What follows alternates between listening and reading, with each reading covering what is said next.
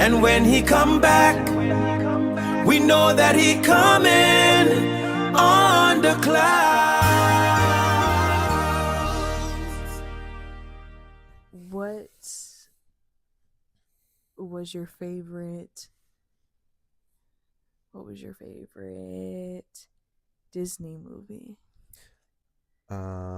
My favorite Disney movie, I would say Let It Shine or a Teen Beach movie. Why did you like Let It Shine? Let or It Teen Beach Shine movie? for me was the first movie that African American actors were starring. They were it was Tyler James Williams from Everybody Hates Chris. It was Coco Jones. It was what's his name? Something Jackson, Jermaine Jackson, something like that. He could dance. The one who went up against Austin and Austin Alley. Austin Alley, and he was in that fraternity movie on Netflix. We won't get into that, but yeah, no. For me, I think and the setting was you had this kid who was a preacher's kid, who was really into music. For me, I related to that of going to church, being a young black man. You are indeed a young black man. Well, yes, mixed, but yeah. Anyways, but yeah, and then I think it was very, for me at the time, inspiring when it came to like, and almost because I do music here and there now. I got into music when I was 15. So I don't know. For me, it's just kind of like was like something that like, oh, like once I got older, it was like this movie influenced me a little more than I thought. Based off of the music part. Music, the fact that I'm doing music now. But that's why I say Teen Beach movie. I would say both of them in a sense. The first one, music wise, was just like I loved it. The second one, Ross Lynch has a song called "On My Own" that I love. And he's actually in that the movie scene is showing him like making the song, so like actually playing the guitar. That's the first one. That's the second one. Oh, okay. On My Own. That was the best part about that movie. I knew you were talking about the second one. I just wasn't sure. Wait, the second one isn't my favorite, but that's probably my favorite song from both. Potentially, I don't know, but yeah. Anyways, what about you? I really did love Teen Beach movie. That was probably one of my definitely top 5. Or High School Musical 3. Production on both of those movies were fantastic. I loved like the scenes in it, how it was portrayed. I loved a lot of the songs in it. Story wise, it was good too. I genuinely, I don't know, because I like High School Musical 3, especially because, you know, that prom scene, for all my girls out there, you already know, like, the prom scene that's the whole movie right there. That's what we wait for. That and Sharpay's song. But with Teen Beach movie, it was just a different type of movie. Like Disney's talked about kids being in school, but like they didn't talk about like kids like surfing and then they get thrown into a different era. It was interesting. Hot take: overrated. What? High School Musical. Okay, I'm gonna let you keep that hot take because that's you. We're not gonna get into this whole debate this evening. Yeah. Not a fan. Not a fan at all. Even when we showed you High School Musical 3, you didn't like it? No, I dreaded. There was not one part you liked. I know you had to at least like the prom scene because you like that type of stuff, like the musical type of stuff. No? Oh my goodness. Biggest hater. Pretty weak. Pretty weak is crazy. Well, yeah. I'm out of breath now. From that conversation. Please excuse Desiree. She's pregnant with baby number 2, Lord willing. So we are 11 weeks and 5 days in. Almost at the second trimester. Yep, no nausea really this time. I've only thrown up. Which is crazy because the first time around you threw up like all the time. You can even go back to our old videos. Like there was times where I had to like stop. Yeah, like I think the second video that we did, we stopped like 3 times. My testimony, the one I shared my testimony. But this time, go listen. Yeah, may have to redo that one though. Yeah, updated version. But yeah, no. But yeah, you were really nauseous. I was so nauseous. And now this time you're like, I'm so able hungry. to eat, keep things down. Able actually, to eat. I need. You're to still eat. feeling nauseous, but you're not throwing up like Yeah, you and were. normally it's a reason for it. Back with um, Eric the 3rd. Mm-hmm. Back when I was pregnant with him, it was just nauseous all the time. There was no reason. Like it was just constant. But this time it's normally like, oh, you didn't eat, you feel nauseous, or oh, you're too high, you feel nauseous. But so we're not gonna ramble on about that. We're gonna move on. So what are we talking about today? Today we're on. Are we gonna get into the intro? Oh yeah. We're on the clouds. Go ahead. Don't do that. Don't do that. fine. We're on the clouds now. We need to talk about how that came about. We'll get into that. Maybe we can do a short of that. Okay. You want to get into it real quick, and then maybe we can cut it. The Holy Spirit. So I found out when we were making the channel, we started the channel. I think Desiree may have put me onto it. We had done YouTube before, so we knew about the AI making the beat thing. This time around, it's been a while. They added where you can add the lyrics. For me, I was kind of excited. And it sings the song. So, literally, I'm sitting in our baby's playpen and just writing. I typed out, our intro song, and by the grace of God, the intro song they had the first AI thing that popped up was that, and it was just it was beautiful. It reminds us, and for me, I wanted to go for. I've been listening to the Grown Up Church Kids podcast with DeJuan Hill and Shama, and their intro for that is amazing. That's top tier right there. But yeah, I wanted something like I felt like that reminded me of like a TV show, like a Full House type of thing. And so for that to be the way it did, and the way it like and how quickly ends, it and it actually ties the podcast name, or our channel name, why we named it On the Clouds. Just having this admiration for the clouds, referencing scripture of Jesus coming on, because when it ascended into the clouds, and it's going to come down the same way he came, he left, and yes, all of that. But the fact that the Holy Spirit gave me that little that verse, that little intro, and then for it to turn out that way, because I kept doing it with that same verse, and it never turned out the same way or like better than that. That was the best, and that was the first one. And then we were literally talking about making an intro song.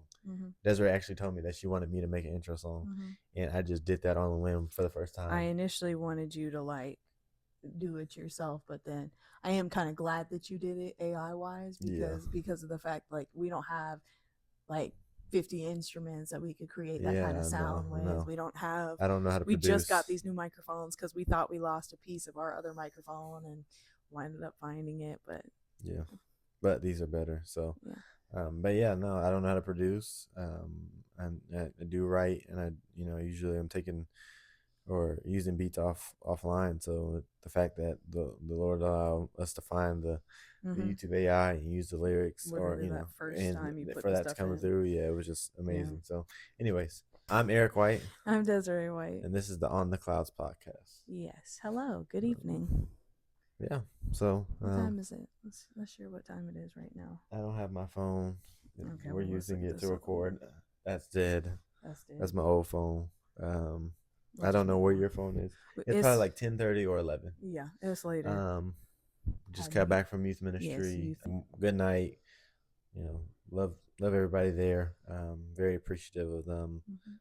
But yeah, I thought about doing it. I had a lot of energy on the way here to Earthly Abode, to Pod, and then. Did you make it my drink? Did you get the chance? And then we ate. Sorry. And then we ate in the car while our baby was asleep. And then it was like, I'm probably just going to call it a night. Then the baby ate. And then I was like, you know what, let's pod. Then a lot of the things that we do, we pray. We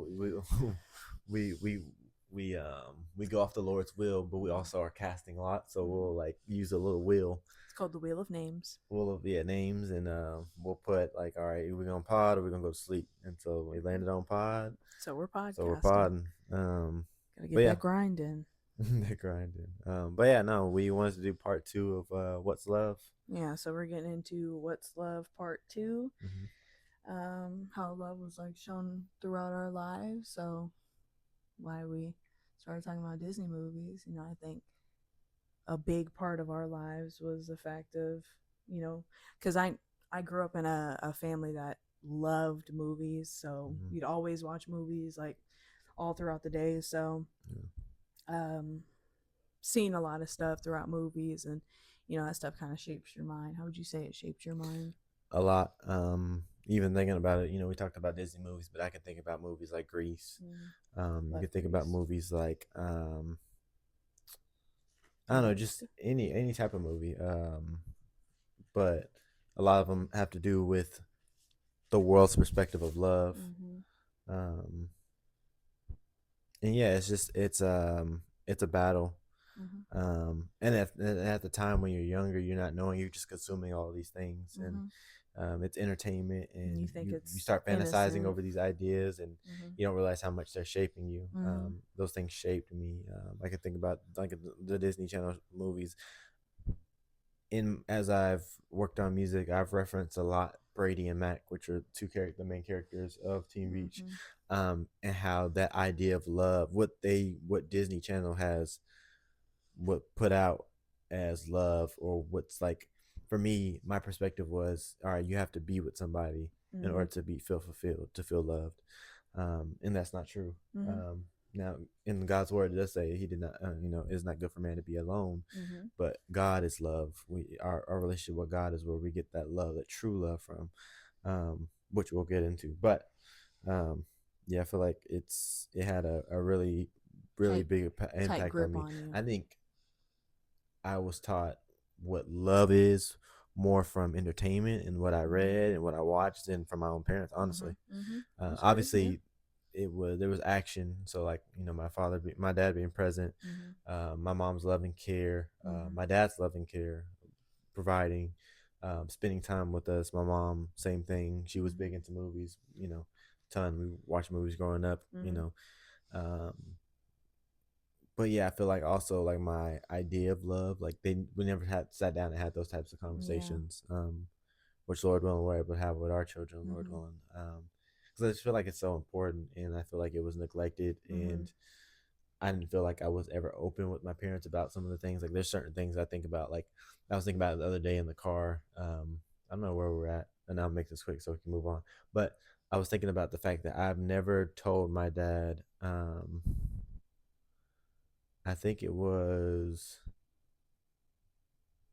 I never told him. I don't know if I ever told him that when I was younger, when I first got rejected, Mm-hmm. and how that played a part. I feel like in me being scared to tell somebody or whatever. I was Mm-hmm. scared of rejection. I don't know if I've ever had that conversation with either one of my parents, honestly. Um, and yeah, it was just something that I kind of like just kept to myself, which I was kind of always to myself. But yeah, anyways, we can move on. So typically, mm, I feel like Hollywood has tried to paint this beautiful picture of love and looks pretty on the outside, but really is, dead on the inside, because the love that they show in a lot of their movies, all shows, all that type of stuff isn't love. It's idolization, it's obsession, Mm-hmm. it's lust. It's a bunch of different things that they try and pass off as love. And I think a lot of the times, especially when you know I started dating, turned into this whole, you know, I'm thinking it's love, but when I look back now, knowing what true love is, and I don't even mean just with Eric, like God had to, give me him later on. But when I started dating, I passed a lot of things off as love, which really, like I mentioned before, idolization, obsession, lust, all those things. It wasn't true love, and when compared to what true love is, it it's night and day, honestly, because God talks about what true love is. What would you think true love is?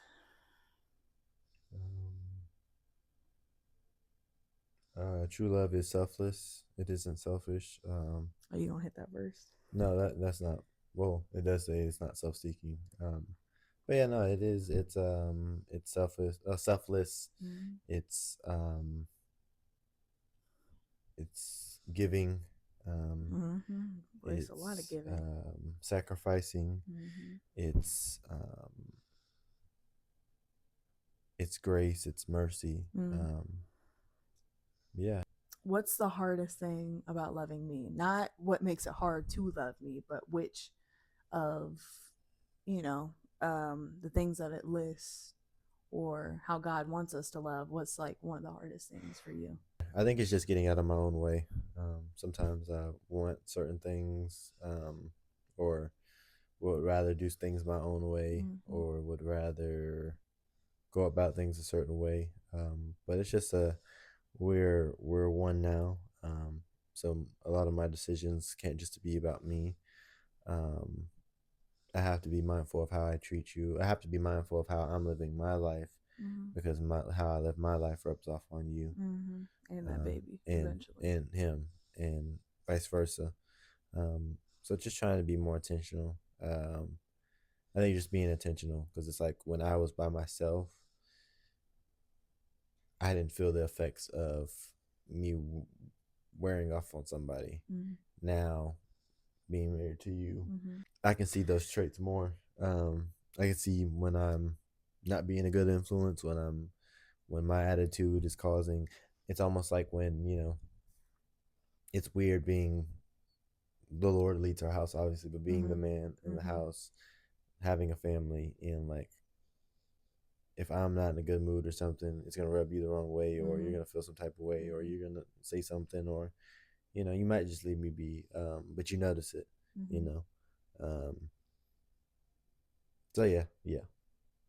What about you? I would say probably the hardest part is sacrificing. I didn't realize, they don't tell you, they don't give you a guide when you get married or when you have kids, but Premarital counseling. They don't give you a physical book saying, "Hey, this is everything you're going to go through." No, they don't give you a guide when you first get married or when you first have your kids and whatnot. So they don't tell you how much you have to sacrifice. Like you hear you have to sacrifice, but you don't understand how much you have to sacrifice every day. Sometimes it feels exhausting, but that's why it's all the more important that you lean on the Lord, especially in your marriage, because it can get real tiring real fast when you don't. He is the one thing that holds our family together. He is the glue. Yeah, the Lord. We would literally fall apart without him. For real. Yeah, I think in the midst, there's been a lot of different trials and tribulations that we've gone through that have been different compared to when we were living with our parents, and now having a son. So, but just knowing that we have that firm foundation, knowing that we're not building our foundation on sand, but we're building our foundation on the rock, like it talks about in Matthew 7. I think it's just encouraging. Even when times are hard, you're just remembering, like, set your hearts on things above, where Christ is seated at the right hand of God. I don't even know if that's the right one, but I think that's more so of like just like trusting the Lord with all your heart, lean not on your own understanding. Therefore, do not worry about tomorrow, for tomorrow will worry about itself. Huh? I was finishing the verse in my head. Matthew 6:34, Matthew 6:33, just that. That whole thing of do not worry. Yeah, the whole thing of do not worry. Trusting in Him. He's our provider. He gives us our daily bread. He's the bread of life. He's the living water. The things on this earth, a lot of it is vanity. He is eternal. Not to store up for ourselves treasures on earth, but store up for ourselves treasures in heaven, where moth and rust will not destroy. It's just so much. He's just so good, and his ways are so higher than our ways, and his thoughts are higher than our thoughts. His like the roles are reversed. Like, it's not about being the most powerful, the most famous. It's about loving. It's about serving. It's about giving. It's about being selfless. So yeah, it's just encouraging. How did the love that was shown throughout like movies and whatnot, how did that appear in your life? So yeah, I think a quick summary. Growing up, I think I struggled with idolizing, having crushes, And so when I got older, I think it started to weigh more. Mm-hmm. It wasn't just a crush. It was like, oh, I'm like infatuated with this person, right? Mm-hmm. Obsessed in a sense. So I started working where I'm currently at now, in 2022, and yeah, it was just kind of, it was just a job. I was just out of high school, like almost a year. Um, First month, it's cool learning the process, all that, and then I see this girl, Jane Doe. And when I see Jane Doe, which I've had this happen before, it had been a while, Mm-hmm. but I had like this movie type thing where you see the person, you're like, oh, like Butterflies. butterflies. Yeah, the flutter, whatever you call it. So yeah, I had that. What? Little bird, Okay, I don't know what that little bird. is. Sorry, that was Miss K. That's crazy. It was literally the episode I just watched today. Go ahead though. But yeah, so yeah, I was really, um, for Jane Doe. Mm-hmm. Really You were what? for her. Like I like cared about her, or Okay. like wanted Okay. to know her. So, but I had my interest from a distance. Like I didn't go and tell her how I felt, or like Because that rejection, that fear of rejection. fear of rejection that I had growing up, Yeah. kept me from, Mm-hmm. so yeah, I wrestled with that a lot. And at the time I was with the Lord. I'd been with Mm-hmm. the Lord for 2 years, been walking with the Lord. So I had this wrestle because now I was with the Lord, and I'm having this feeling. And so I was telling God about how I felt, and I wanted to be with her, and I didn't understand at the time. And I think he used the whole situation for, Mm-hmm. for way greater things. But yeah, I went 2 months writing about it, making music, um, starting to introduce myself to her, here and there, have conversations, and we were kind of like cordial coworkers, would speak Mm-hmm. here and there. Remember asking about her sister and all that, because her sister was pregnant at the time. Mm-hmm. And yeah, and then 2 months. So I think I saw her, and I forgot what it was, but anyways, um, I remember in August, I ended up telling her that I was interested in her, Mm-hmm. and she gave me her number, Mm-hmm. and yeah, it wasn't like, for me, I think it was more than it was for her. Um, she wasn't looking for a relationship. Was able to sit down and have lunch with her one day at work. Mm-hmm. So I was just head over heels. Like the fact that I was able to get her number, somebody that I like's number, was like, I was like, I was scared. You was a player, I was bro? no, I was No, I'm just scared. playing. I was really scared because it was like, all right, because like then we started texting, and it was like, oh wow, I've never been here before. You want to share the fact that you hadn't had a girlfriend before? I've never had a girlfriend before, Desiree. So this person wasn't. Me and her weren't in a relationship, but this was the closest thing that I probably ever had to one. Really, like we grew close. But yeah, she was interested in somebody else, and I can see now like where I started, like, and I feel like the Lord had like gave me that discernment of knowing like, all right, he's interested in you. I don't know if I didn't know at the time that she was interested in him or not. She made it seem like she wasn't. There turned out to be something there. But yeah, I started to see myself get bitter. Um, and if we read First Corinthians, it talks about love is not jealous, and all that. And so like I remember like being like infatuated with this girl, but like I was like constantly thinking about her, and if she hurt my feelings, and it was weighed a lot. I remember like sending long messages and stuff like that. And I remember when she finally ended up, like, there was this point in time where like there was so much tension when the three of us were in the same like area, like when she was with him and I was around. Like I remember, I kid you not, quick story, I was on the floor of my job, and I was headed back to our back room, and I saw them together, spilled some stuff on me, got angry, punched a paper towel holder. Still have the bruise And on my hand, on my knuckle. And I remember cussing too. So yeah, I was just like, I didn't realize at the time, but I was deeply idolizing this person, infatuated with this person, lusting after this person. And it wasn't just like at the beginning, it was like, okay, but I was also like, I did care about her. I did get to know her. But it was, I think it was, she was an idol in my life.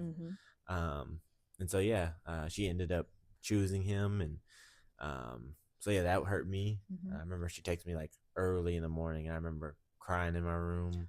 Oh, I didn't know you cried. Yeah, yeah, I cried in my room, and I remember like, God, I don't know why, but I trust you.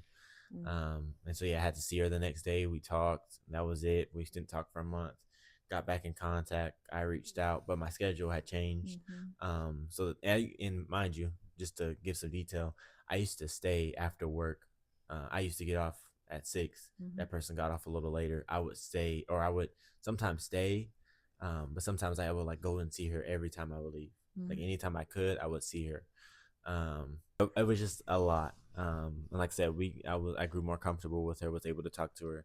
Part of me did feel more uncomfortable or comfortable texting her than talking to her in person sometimes. I had to grow after a while to get to that point.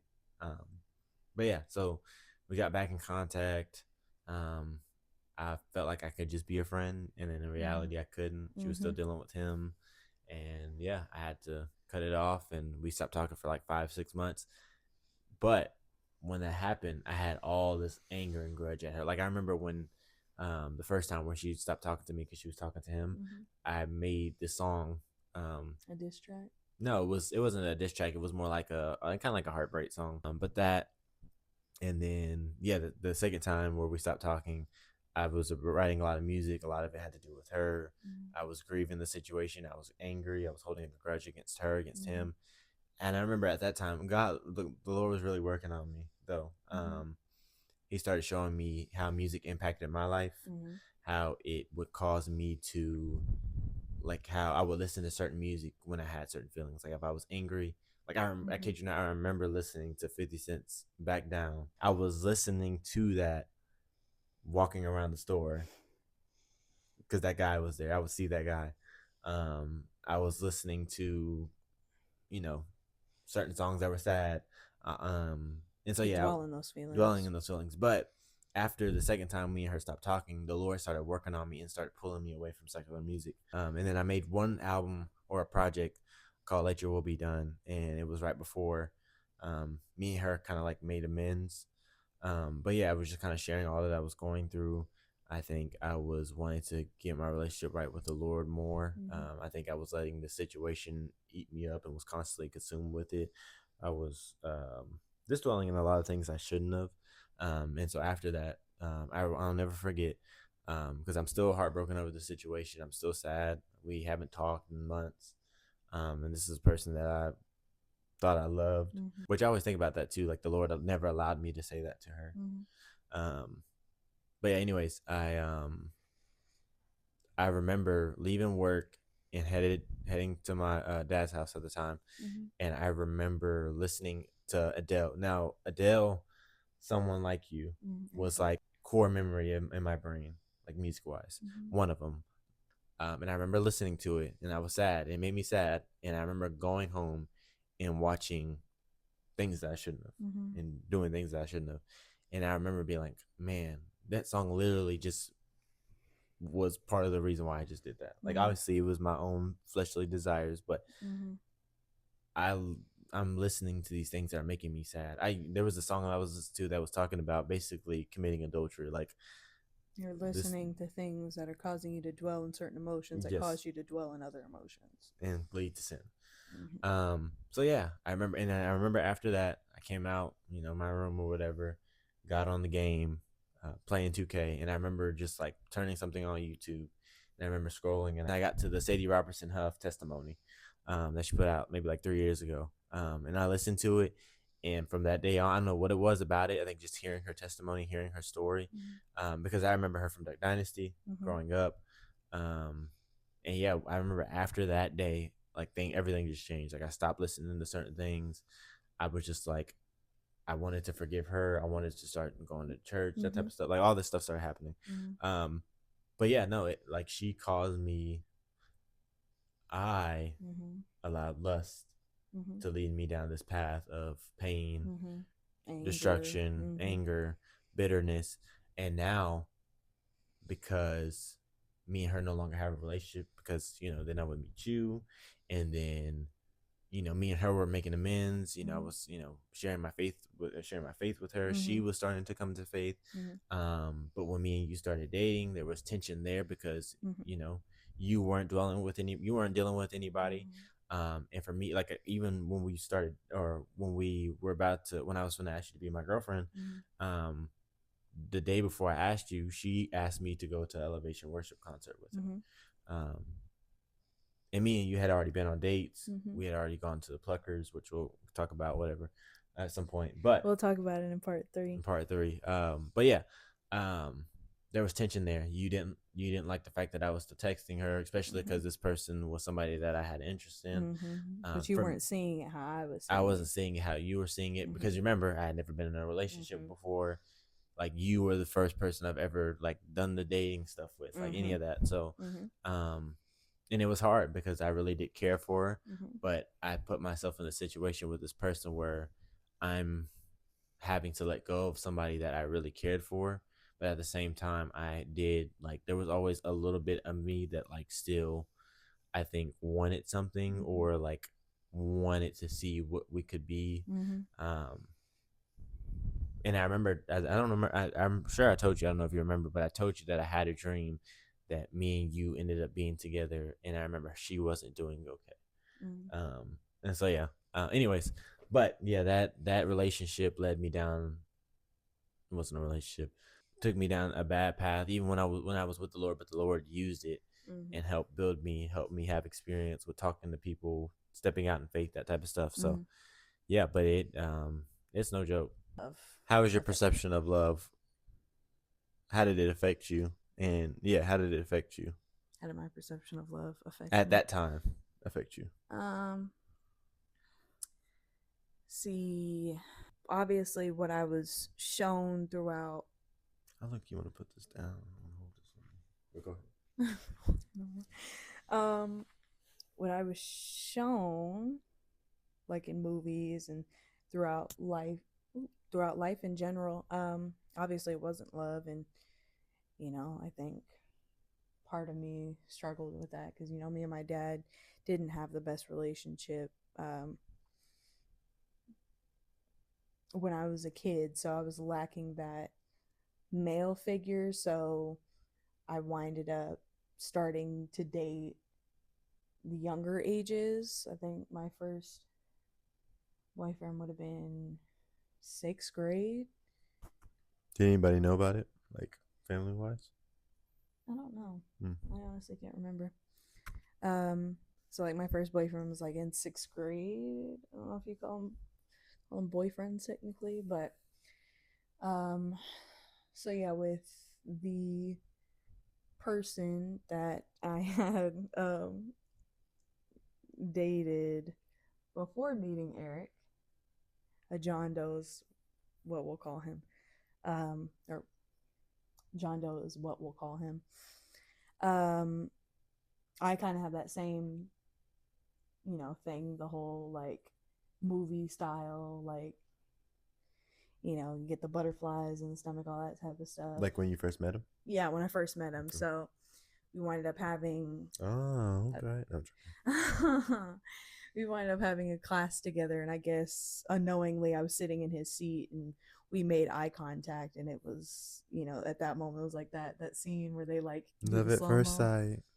Lust at first sight. Lust at first sight. Lust at first sight. But literally like the camera slow-mo type of vibe, and then I didn't know that. I thought it was more like his personality is what you kind of like. No, his personality is actually kind of like what was like doing too bad. much. Yeah, okay. It was. He's I thought he said like a joke or something. I thought that's what you said, but maybe not. No, maybe he not. actually complimented a drawing that I was doing. Ah, okay. So he had complimented, because I was nervous, obviously, because I was new at this school. My first day, and I'm sitting there drawing eyes on my schedule because I'm nervous, and then I got this kid over here looking at me. But what year of school was this? Because you did go to what, 3 different high schools or 2? This was high school? This is 2 different high schools. So this is when I went to Chisholm. So this is my junior year. Oh. So I was sitting there drawing eyes on my schedule, and he had complimented them. So I said thank you, and then he used to. What would you say? Dang, so that's a pattern, huh? What? We over here find stuff out because I complimented your art. I asked about your art. You asked about it. You didn't compliment it. Oh my goodness. Dang, I didn't Rubbing know there him was the a wrong connection. way. Okay, go ahead. No, but he was sitting in front of the fan, and I don't know if he had just smoked or, yeah, I don't know if he had just smoked or had recently smoked, but he smelled like the devil's lettuce. He was sitting in front of the fan, and the fan was like, is it oscillating? Oscillating? Hold on, bro. What? The devil's lettuce? I've never heard that in my life. People say that all the time. I've never heard you use that in my life. Well, you said that, and I was like, you act like you just say that every day. No, I don't. But I was trying to keep it cordial. Oh, that's fair. But he was sitting in front of the fan. It was oscillating, and that smell was just permeating throughout the whole room. So, like, I remember this one kid. He like said it real loud. He was like, "Can you get out from like in front of the fan?" And I was like, "Oh, this is awkward." So then he winded up like, because we had a sub that day. He winded up like cussing him out or something. The kid? Yeah. Oh, crazy. And he winded up like, I think the sub had told him to leave or whatever, and he had like left. He had got angry. We'll just say he got angry. He wound up leaving. Yeah. So first experience wasn't great, but for some reason I don't know if it was the fact that I wasn't close to my dad attracted me to this person. I think it was just the bad boy kind of vibe, or if it was the movies I was watching. I was bad, boy. Anyway. Sorry, I'm interrupting a lot. I'm sorry. I just like to interact with your stories. You know I do that anyways. Mm-hmm. But yeah, so then I wind up not seeing, he had wind up getting kicked out of that class, and I wind up like forgetting about him and then just moving on about my life. And then I don't remember how we got back in contact. I think I had a friend who knew him, and then I winded up talking to him. I was still texting other people because I didn't know, because honestly, previously before him I'd been like cheated on numerous times before. So I honestly wasn't up for like maybe like a serious relationship. Like I was open to it, but I wasn't like seeking it. So when he had came around, like I wasn't worried about like getting in a serious relationship. So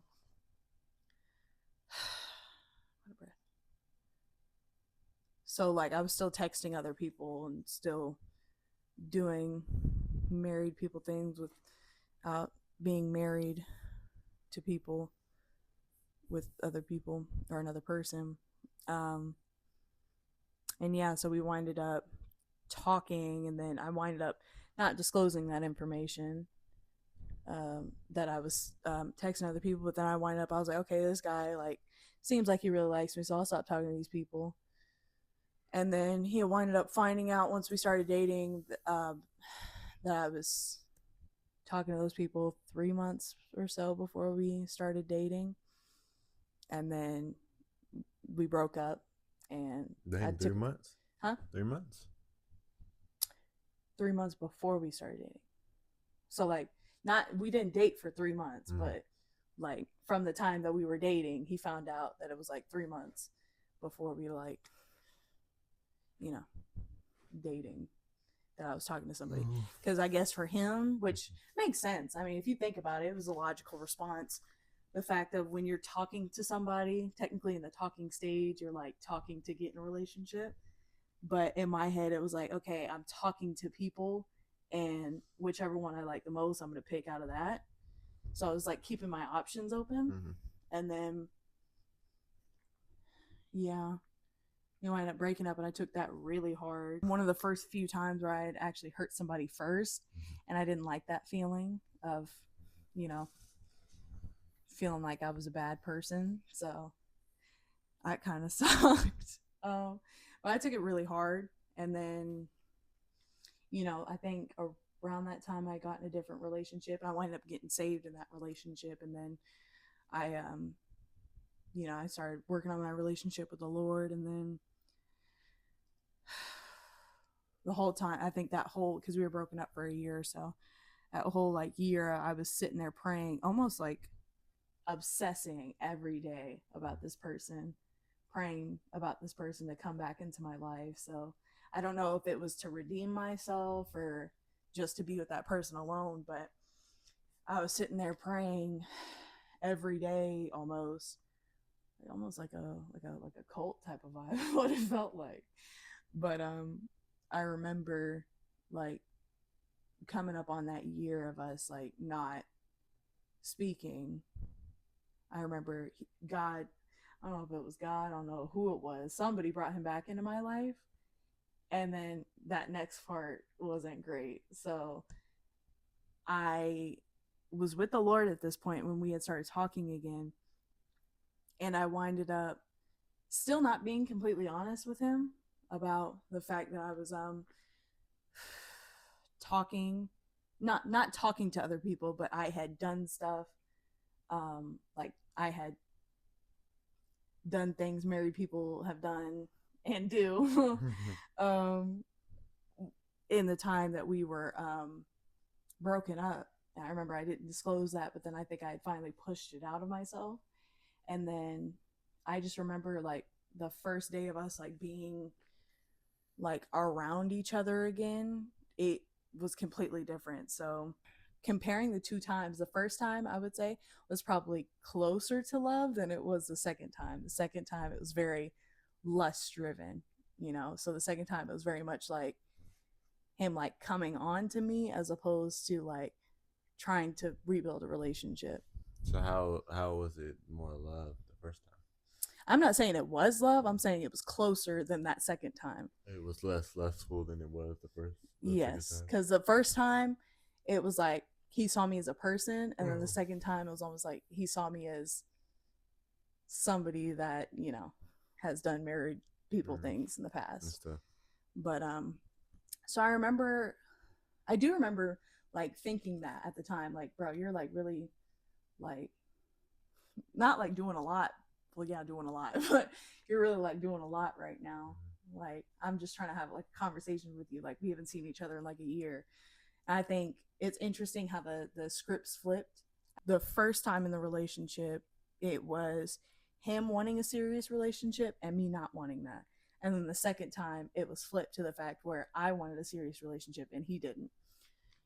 So I winded up, it was almost like most of the time in the second relationship, it was me forcing him to do things.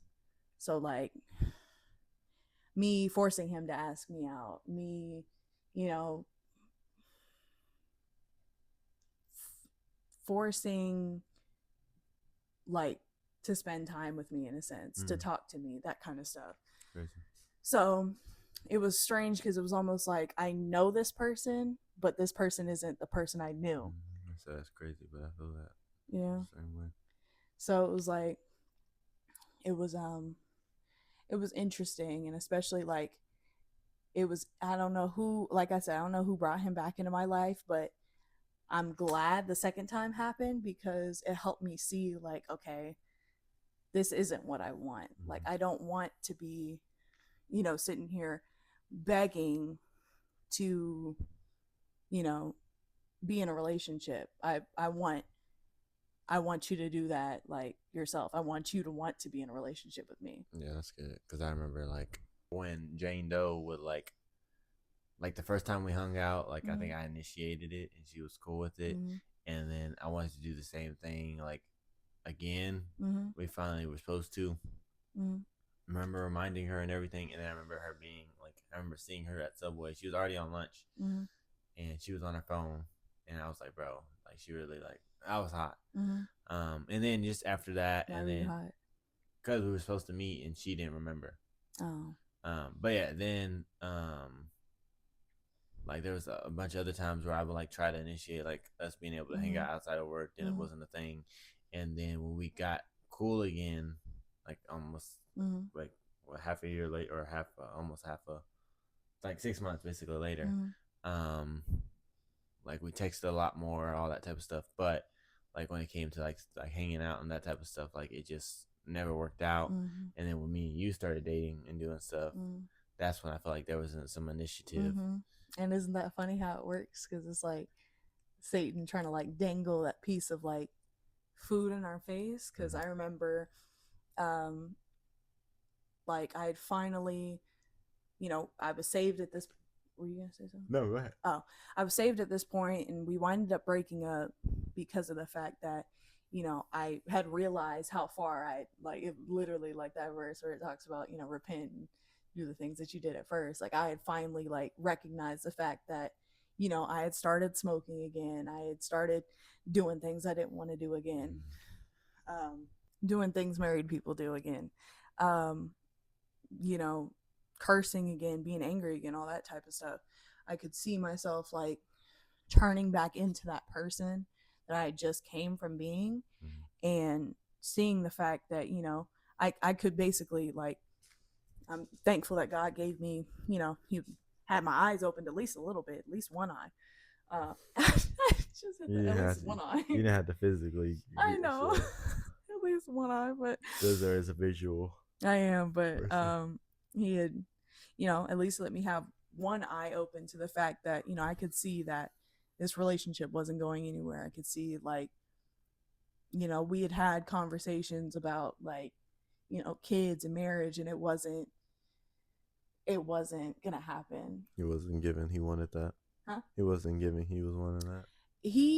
I feel like he genuinely could want that, but it wasn't with me. And it was tough to swallow that pill back then, but now I understand why. I'm older now, and I understand, like, why you wouldn't want to be with somebody like at that point in time. I wasn't a great person at that point, but just based off of, like, how stuff was going, I could see, like, okay, this wasn't working. So I finally, like, I think the second time that we broke up was less painful, because at least this time I had reasons. Like, for, like, the first time, it was his own reasons.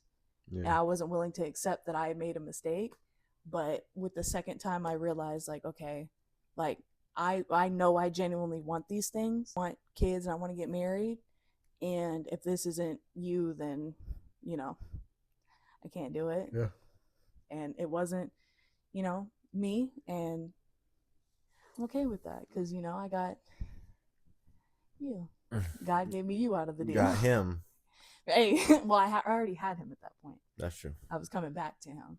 Running back. Okay, no copyright. Oh, copyright. Sorry for him. No, I'm not doing that. Sorry for him. Yeah, you got husband, son, Lord willing, another baby. So it all worked out. And that's the thing. It's like, we had those situations, and we'll get into God's love more in the next part, but we're not dwelling on these things to be like, like we're desiring any of these things. Like, we're past these things now. It's almost like closing. We're still praying for those people. So yeah, let's get into the verses. Yeah. So I decided to choose Songs of Solomon. Initially, we weren't going to do Songs of Solomon. We liked the verse, but we weren't going to do it. But while Eric was talking, I saw that it popped up twice. And, I can't remember who said it, but they said, like, if God writes it twice, then it's probably serious. Yeah. You probably need to take note of it. And I literally think this was probably one of the verses I needed, like, around the time where I was in that relationship, because it's exactly like it's beautifully written based off of, like, because I work better in pictures. So it's beautifully, like, written, and then also the depth of the meaning is really different here. So it says, Songs of Solomon 2 verse 7, promise me, O women of Jerusalem, by the gazelles and wild deer, not to awaken love until the time is right. And then it also says that same verse in Songs of Solomon 3 verse 5. So as you see, it says it there twice. So it's like, okay, this is something serious right here. So when you look deeper into the verse, it's also interesting, because not to awaken love until the time is right. So I think for me, that verse makes me think about, like, things that married people do. So, like, in my own personal walk with the Lord, I didn't wait until marriage, until I met you. When I met you, I was very much, I cared about my relationship with the Lord. So I made sure, like, okay, if I'm gonna get married to this guy, I'm gonna make sure I do everything right. So Songs of Solomon. That verse. I think for me, there's some parts in my life that I think about a lot, and I don't know if they correlate Lord knows I have to ask the Lord about that when the time comes. But um, when I was born, like before I was born, my grandma wrote, and then when I was born, she wrote this like letter to me, and was like she dedicated me to the Lord. Letter to Pops. Letter to Pops. No, Isaac Mansfield. Shout out to Isaac Mansfield. We love your music. But yeah, basically just for me reading that as I got older, because I don't remember that when I was younger, but dedicating me to the Lord, it made me think about the fact that I had never been in a relationship before. Now for me, I struggled with sexual sin, that type of stuff, but it wasn't with people. Against yourself, against myself, against God's temple. Struggle with lust. But yeah, so but I still feel like I didn't wait necessarily. I was kind of caught up. I was selfish and was trying to please myself and that type of stuff. But yeah, I think it's now you see God's timing. And but yeah, I agree with. I like that verse. I think it's good. I think it's important and true. The fact it's written twice is twice, doubling down on it. And the fact I didn't even notice it until just now. The fact that it was written twice. Crazy. Yeah, good episode. I think it was longer. Definitely, this one's a little longer than the last one. I don't know why. Because this is talking about our own experiences. Yeah, we're having our stories, and we got into some details. Oh my goodness, listening to you was like, no, I'm joking. I'm joking. I'm playing. I'm joking. I love you. Yours was mad short, but unfortunately, mine was like. Okay, I was wondering. I was like, you were doing yours, and I was like, was mine's long? It's so like, because I didn't want to say nothing. I remember because yours was like you had like what, a year? Yeah. Yours was like a year. Mine was like 3 years. I feel like you could have cut it down. Well, we'll see. I did cut it down. We'll see in editing. Yeah, we'll see in editing.